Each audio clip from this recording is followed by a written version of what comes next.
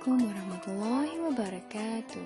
Anak-anak tahun 3 yang dikasihi sekalian, insya-Allah pelajaran kita pada kali ini adalah dalam bidang ibadah tahun 3 yang bertajuk bersuci daripada hadas.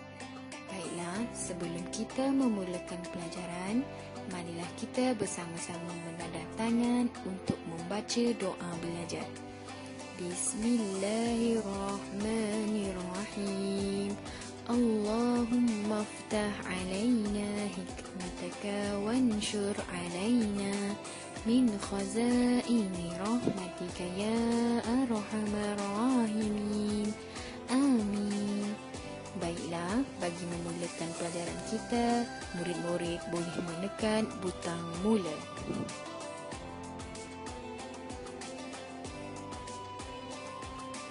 Sebelum kita memulakan pelajaran, marilah kita bersama-sama memperdengarkan surah Al-Ma'idah ayat 6 yang akan berkaitan dengan tajuk yang akan kita pelajari pada hari ini.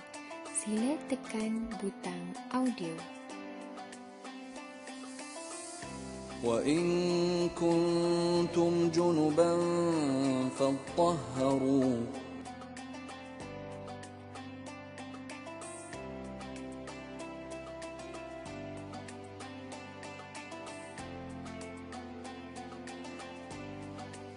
Selamat datang ke paparan menu. Murid-murid boleh memilih menu yang ingin mereka pilih dan buka. Apakah maksud hadas? Hadas bermaksud kekotoran maknawi pada diri seseorang yang menghalang sahnya ibadah yang disyaratkan bersuci. Contohnya, ibadah solat, tawaf, menuntut Al-Quran dan membaca Al-Quran. Maksud di sini adalah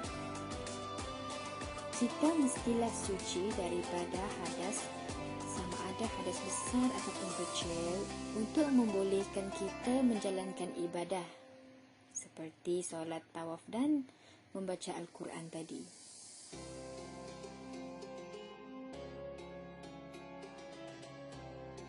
Terdapat pembahagian hadas. Hadas terbahagi kepada dua. Yang pertama, hadas besar, di mana cara bersuci daripada hadas besar ini adalah dengan mandi wajib. Yang kedua, hadas kecil. Cara bersuci daripada hadas kecil adalah dengan berwuduk.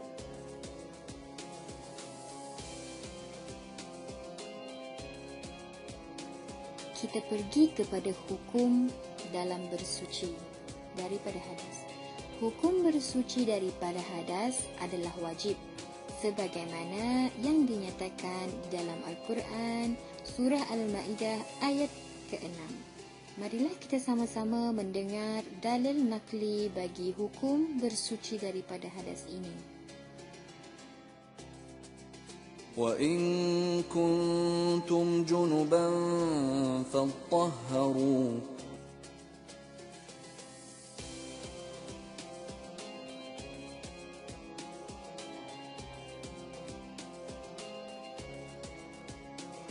Terdapat beberapa sebab yang menyebabkan seseorang berada dalam keadaan berhadas besar. Antara sebab-sebab tersebut adalah yang pertama, wanita yang keluar darah haid. Yang kedua, wanita yang keluar darah wiladah. Darah wiladah ini adalah darah yang keluar semasa melahirkan anak. Seterusnya, wanita yang keluar darah nifas. Darah ini merupakan darah yang keluar dari rahim perempuan selepas melahirkan anak. Seterusnya, sebab bersetubuh antara suami dan isteri. Yang seterusnya, sebab mati. Dan yang terakhir adalah atas sebab keluar mani.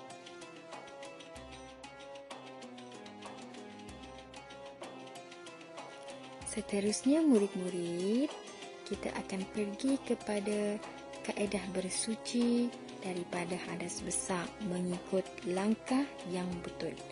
Langkah yang pertama, iaitu menghilangkan najis terlebih dahulu yang terdapat di badan.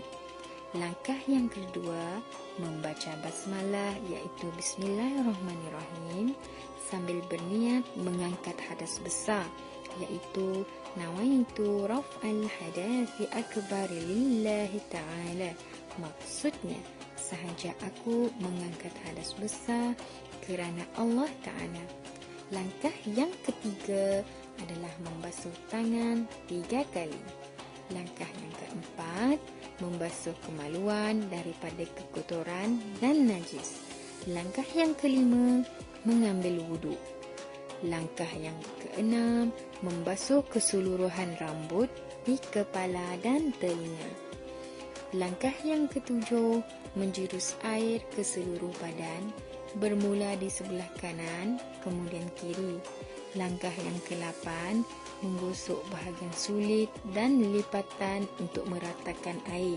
Dan langkah yang terakhir iaitu ke-9 adalah membasuh kaki.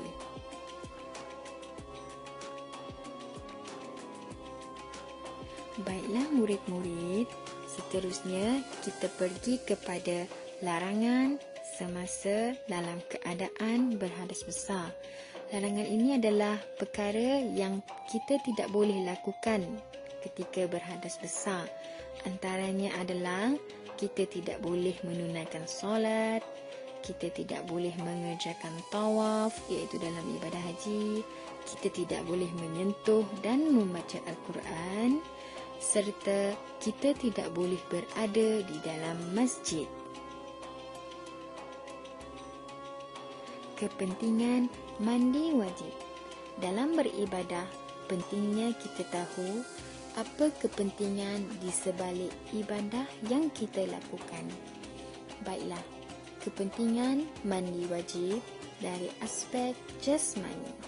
Yang pertama, badan menjadi bersih dan segar, sihat tubuh badan, membersihkan diri daripada bau dan kuman, dan yang paling penting, memberi keselesaan untuk berinteraksi dengan orang lain apabila badan kita berada dalam keadaan yang bersih dan dapat meningkatkan keyakinan kita untuk berinteraksi dengan orang lain.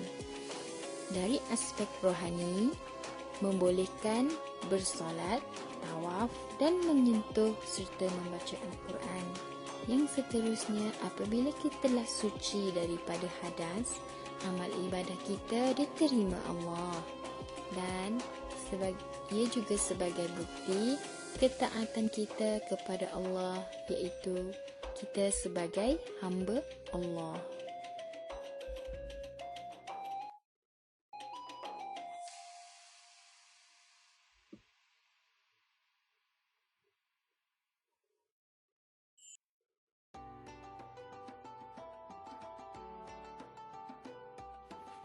Murid-murid, berikut merupakan latihan yang berkaitan dengan tajuk kita pada hari ini.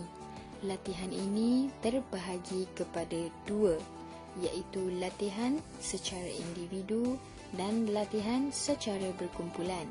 Diharapkan agar murid dapat menyelesaikan latihan ini dengan sebaiknya. Murid-murid boleh menekan butang buka untuk memulakan latihan.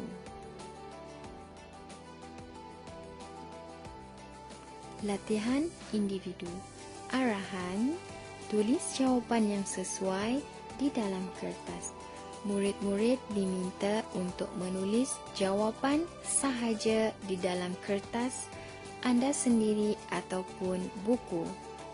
Soalan ini mengandungi 5 soalan jawab. Tahniah diucapkan kepada semua murid yang telah menamatkan sesi pelajaran sehingga akhir.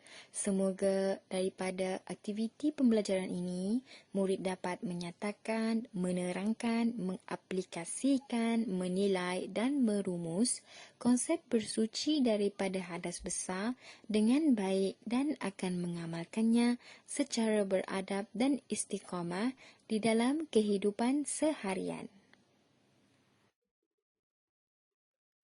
Sekian sahaja pelajaran kita pada hari ini. Diharapkan agar murid dapat mencapai objektif pembelajaran bagi tajuk bersuci daripada hadas pada hari ini. Selamat maju jaya diucapkan kepada semua murid. Assalamualaikum warahmatullahi wabarakatuh. Sekian, terima kasih.